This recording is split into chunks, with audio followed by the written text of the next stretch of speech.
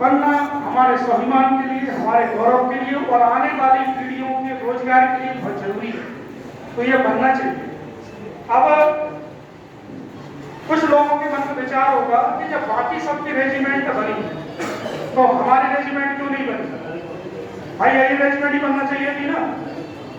तो ये सवाल आपसे बहुत लोग पूछेंगे कि क्यों नहीं बनी आपकी रेजिमेंट, क्यों राष्ट्रपति के स्पेशल गार्ड में यादवों को जगह क्यों नहीं है?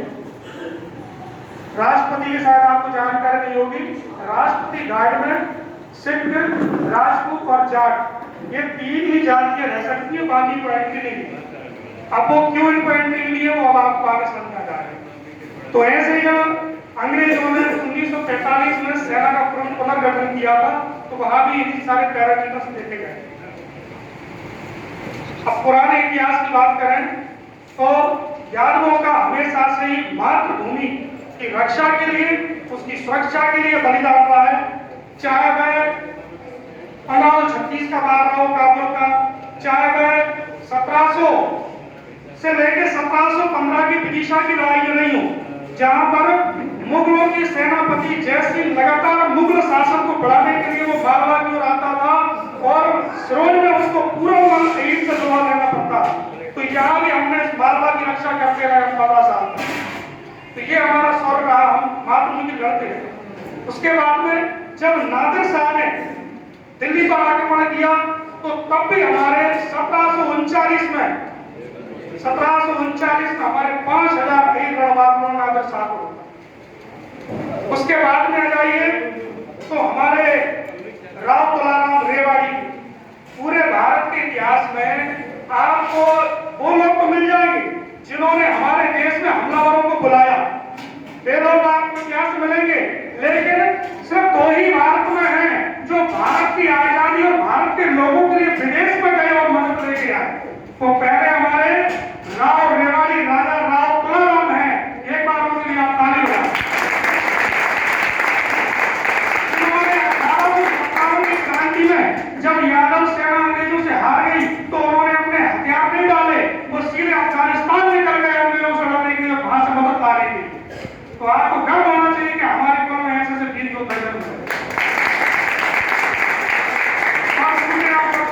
सुभाष चंद्र बोस हैं जिन्होंने आजाद हिंद फौज की रचना की। तो इतिहास में सिर्फ यही व्यक्ति है जो भारत को आजाद कराने बाहर गए। इसके बाद में जब ये विद्रोह शांत हुआ तो अंग्रेजों ने विचार किया कि शासन अगर हमें भारत पर करना है तो भारत में हमें सेना का गठन करना होगा जाति और धर्म और क्षेत्र के आधार पर, ताकि इनको हम आपस में लड़ाई और इनको शासन करें। इस आधार पर जेम्स टॉड अंग्रेजों का एक बहुत बड़ा इतिहासकार है, हमारे यहाँ का इतिहास लगातार जेम्स टॉड के आधार पर चलता है। तो जेम्स टॉड की रिपोर्ट आई कि भारत में जितनी भी क्षत्रिय जातियां हैं उन कहीं ना कहीं उन सबके पूर्वज अहीर हैं, कहीं ना कहीं के पूर्वज अहीर हैं। तो ये जो जाति है इसको जरूर सेना में कर दो अगर भारत में शासन करना है। इसी आधार पर अंग्रेजों ने 1892 में अहीरों की भर्ती की। उन्होंने ये सोच के कि ये जो मसला है ये हमारे लिए लड़ेगी, लेकिन अहीरों में तो आज आप भी देखते हैं कि अहीर कभी भी अपने देश और मातृभूमि के खिलाफ नहीं गया, चाहे कुछ भी हो जाए। तो जब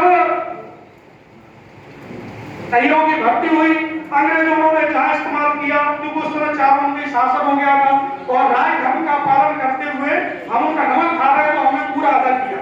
उन्होंने जहां जहां हमें जैसे मोर्चे भेजा, चाहे विदेश हो चाहे अपना देश हो, हैदराबाद में भी हमारी यादव सेना रहा करती थी बहुत दिनों तक, हर मोर्चे में हमने अंग्रेजों का साथ दिया। लेकिन जब अहीरों ने देखा, द्वितीय विश्व युद्ध आ गया और अहीरों ने देखा कि 1940 में जब अंग्रेजों ने कुछ भारतीय सैनिकों को दंडित करने के लिए यादव टुकड़ी को भेजा तो यादवों का जो सहयोग ऊपर आ गया और उन्होंने मना कर दिया। विद्रोह उसमें पूरी यादवों की कंपनी में विद्रोह कर दिया। ये विद्रोह हमारे रेजिमेंट खा गया। लोग बोलते हैं यादवों को रेजिमेंट क्यों नहीं मिली? यादवों ने अपने भारतीयों पर गोलियां नहीं चलाई, इसलिए उनको रेजिमेंट नहीं मिली। चाहे वो सिंगापुर का मोर्चा हो चाहे बर्मा का मोर्चा हो, याद आपने लोगों पर गोली नहीं चलाई। ये कारण था कि हमारी अहिर रेजिमेंट, हमारी यादव समाज रेजिमेंट से वंचित रही।